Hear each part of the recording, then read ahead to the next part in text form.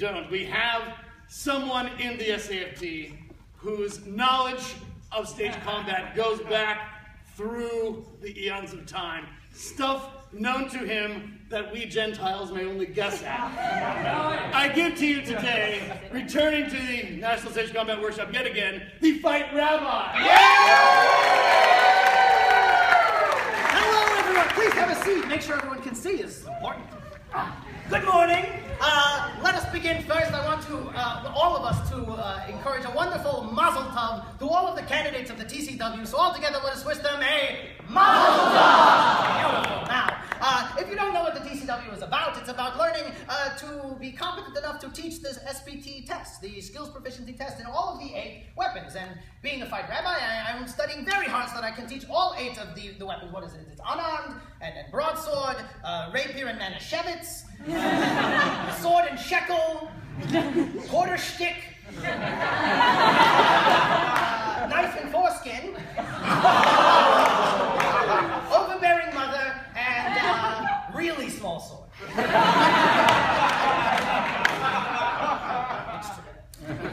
So, let us begin here. I am the fight rabbi, and I have been brought here because of the Jewish martial art form that I practice. Now, you might have heard of some other Jewish martial art forms. You might have heard of Krav Maga, for example, which, of course, I used to practice until I pulled my Krav Maga groin. What I have been brought here to learn and to teach to all of you is the Jewish martial art form of Kung Ju. And now you might ask, what is Kung Ju? What makes Kung Ju different from all other martial art forms? Well, in many ways, it's very similar. It's about focusing on your partner, harnessing your chi, moving with your whole body. Kung Ju is the same way. It's about focusing on your partner, moving with your whole body, but mostly it's about complaining and guilt.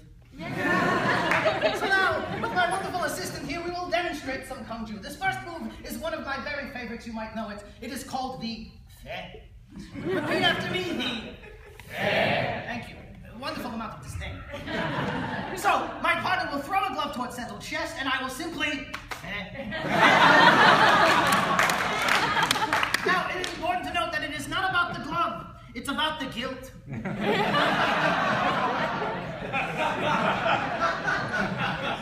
So now, imagine we have a mother and a son. He never calls. Now we have guilt.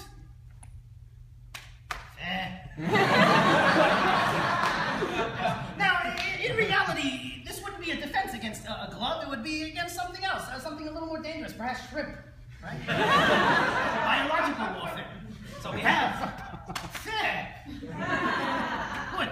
Now, the next technique I want to show you is, let's say, all of the TCW candidates have been spending a lot of time focusing on the glossary of terms. So I wanted to illustrate a couple of terms from the glossary here. Let's say my partner here is attacking me with a knife, and he's going to try to stab me right in my artificial hip.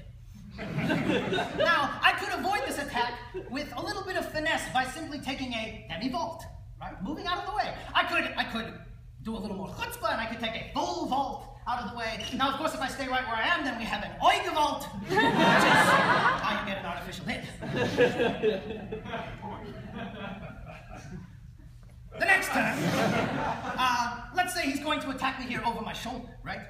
Now, I could avoid this attack. I could pass back. You've all heard of this before, right? The pass back. Which, of course, I could also pass forward and evade. But I prefer, of course, to pass over, and then we'd have to have a seder, and we don't have nearly enough matzah.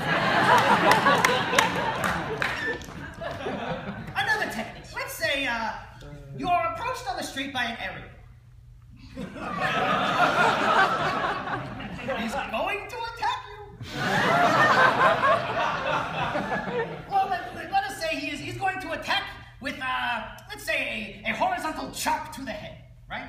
A horizontal chop to the head, which I will block with the build the pyramids.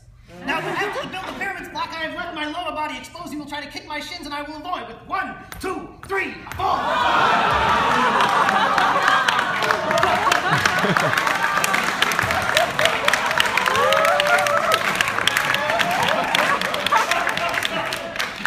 We had that one in 45. A final technique of the day. This was the first move ever created in Kung Ju. It begins with a knife.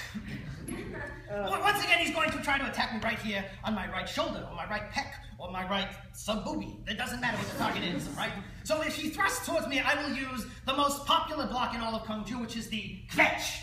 Now, it is very critical when you're doing the kvetch that you get your nose out as far as possible. From here, I will lock the wrist with bagel and schmear, and then I will take him into a dreidel spin, and we will disarm. Now, let's do that once more, maybe a 3/4 foot spot. So we have kvetch, bagel, schmear, dreidel, dreidel, dreidel. I made him out of clay, and we liberate the Jews from Egypt and Kaiser roll.